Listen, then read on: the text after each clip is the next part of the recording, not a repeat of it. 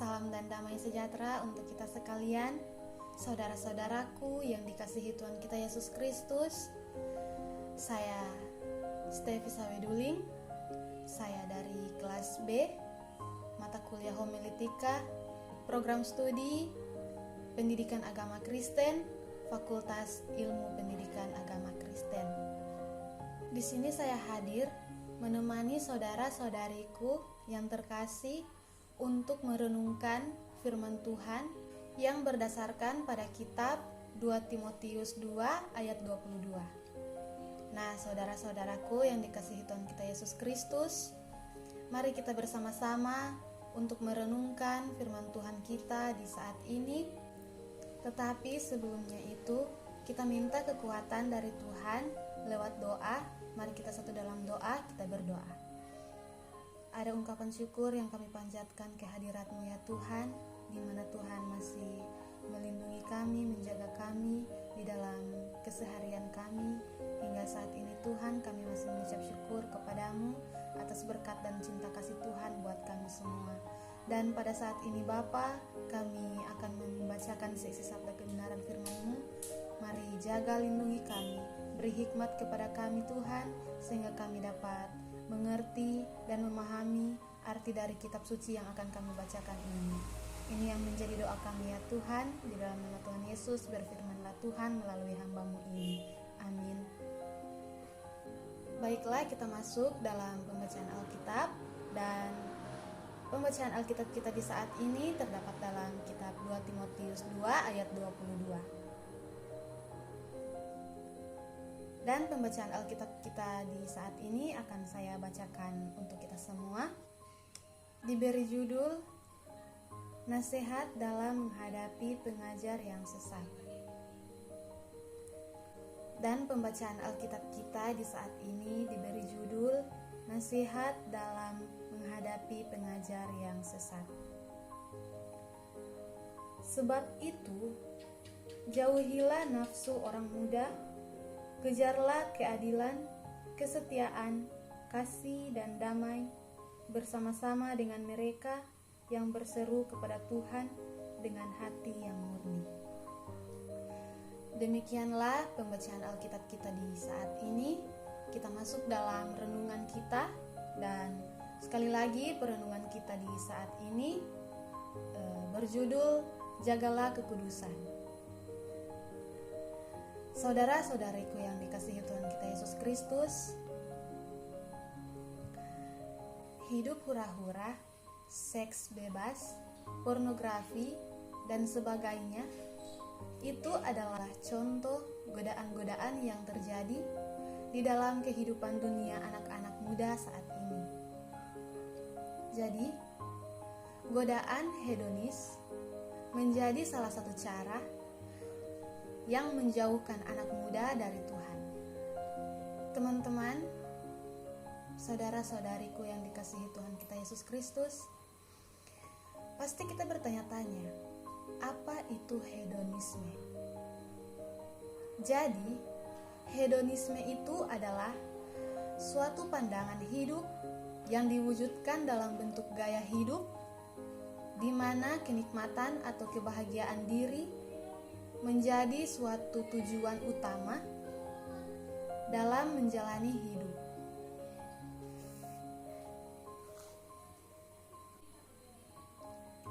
Jadi, kata hedonisme ini berasal dari bahasa Yunani yaitu hedon, yang artinya kesenangan. Kesenangan yang hanya memikirkan diri sendiri ini bisa berakibat menjebak kita dalam dosa. Jadi, saudara-saudariku yang dikasihi Tuhan Yesus Kristus, di dalam kitab Imamat 19 ayat 2 dikatakan bahwa kuduslah kamu, sebab aku Tuhan Allahmu kudus. Tuhan menginginkan kita untuk hidup dalam kekudusan.